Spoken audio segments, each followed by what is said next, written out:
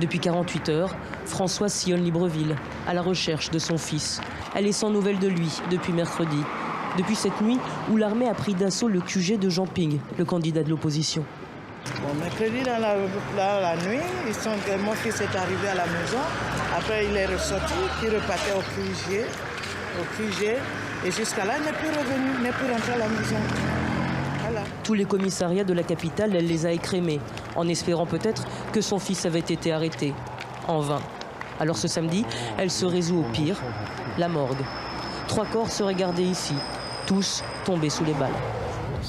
Il y a les noms, non? Oui, il y a des noms. Oui, on est identifié. Oui. Il y a juste un corps qui n'est pas encore identifié. On peut voir. Quelques minutes d'attente, une éternité. Insupportable. Je ne me sens pas à l'aise. C'est pas si c'est fils.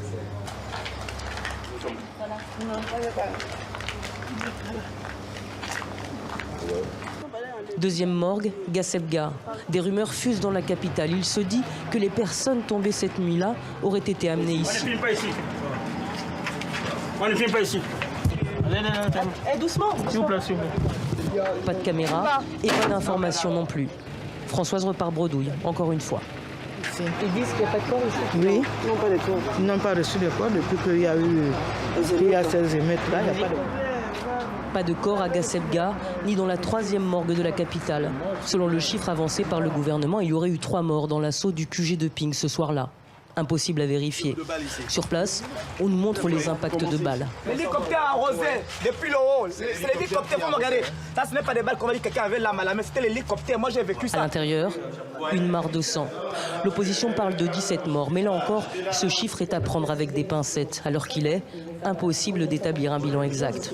Des questions sans réponse, insoutenables pour Françoise, comme pour tous ceux qui sont sans nouvelles de leurs proches disparus. Qu'est-ce que vous allez faire? On sait pas.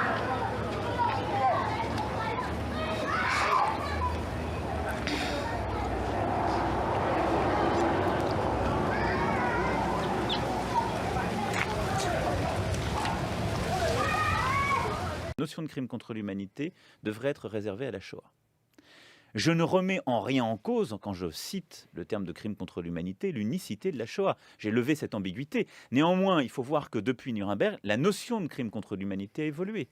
Le traité de Rome l'a fait évoluer. La France l'a reconnu en 2010 en faisant entrer dans le droit français. Je rappelle d'ailleurs que c'est quand même à l'époque Nicolas Sarkozy, François Fillon, Premier ministre, qui le décident et qui élargissent la notion de crime contre l'humanité de manière très large, d'ailleurs conformément au droit international.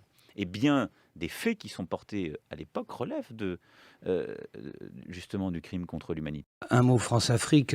Il y a 5 ans, François Hollande, pendant sa campagne, avait promis de mettre fin à la France-Afrique.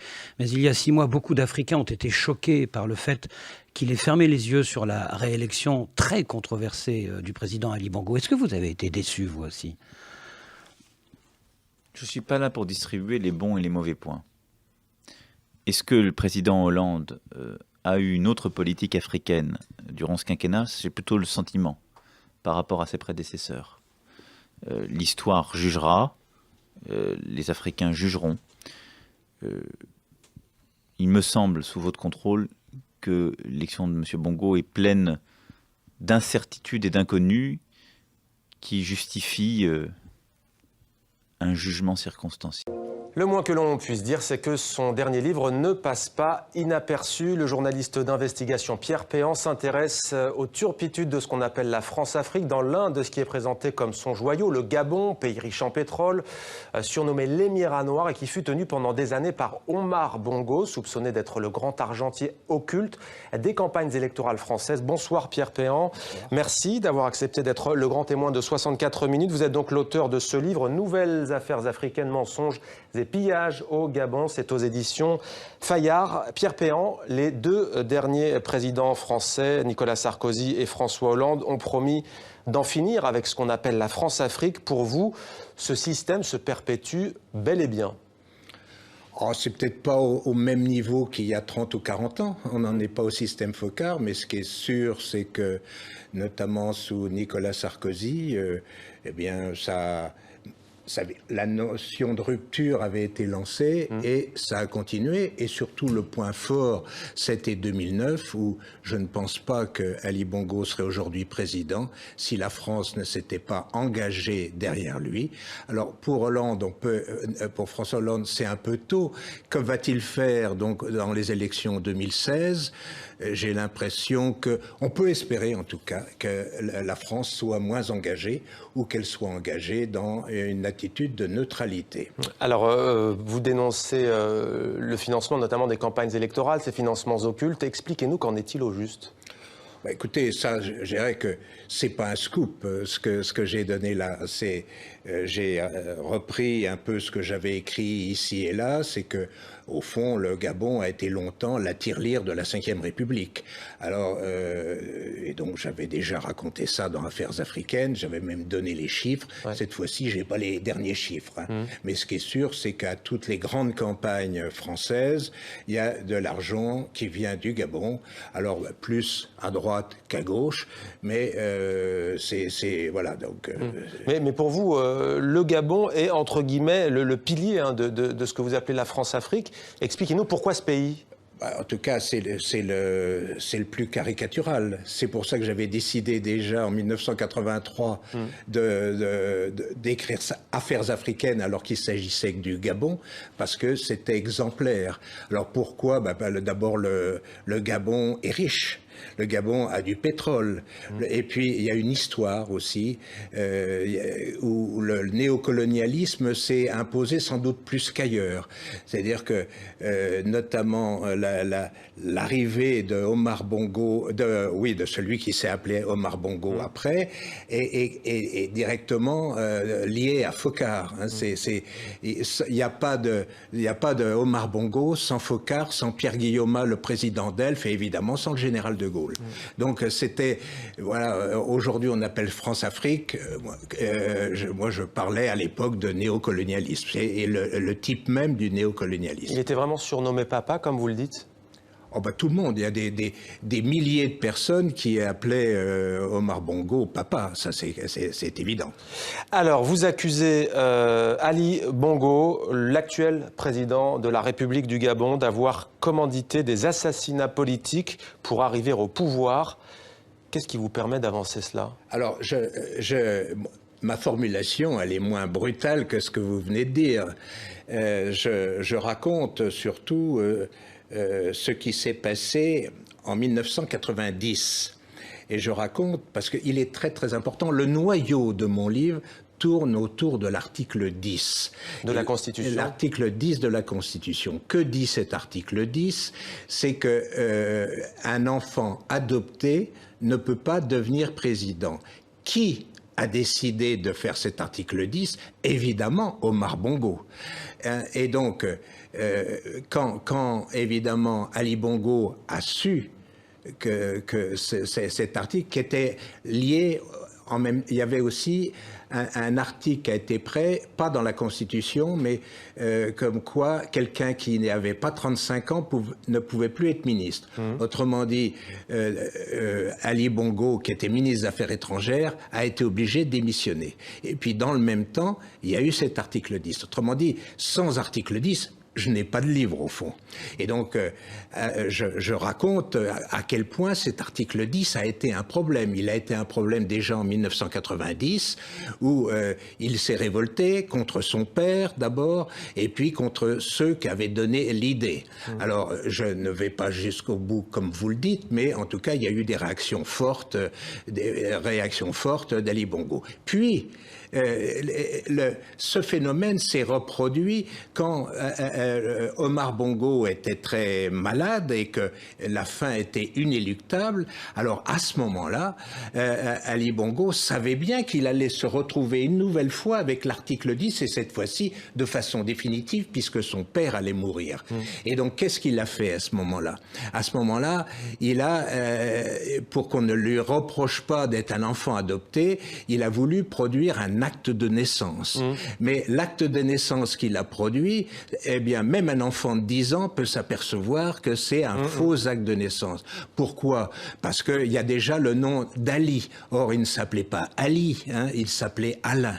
Hein, et puis, il n'est pas né au Gabon, hein, puisque le Gabon n'existait pas. Il est né à Brazzaville, qui était l'AEF. Et donc, même quand on voit cet acte de naissance, on voit bien.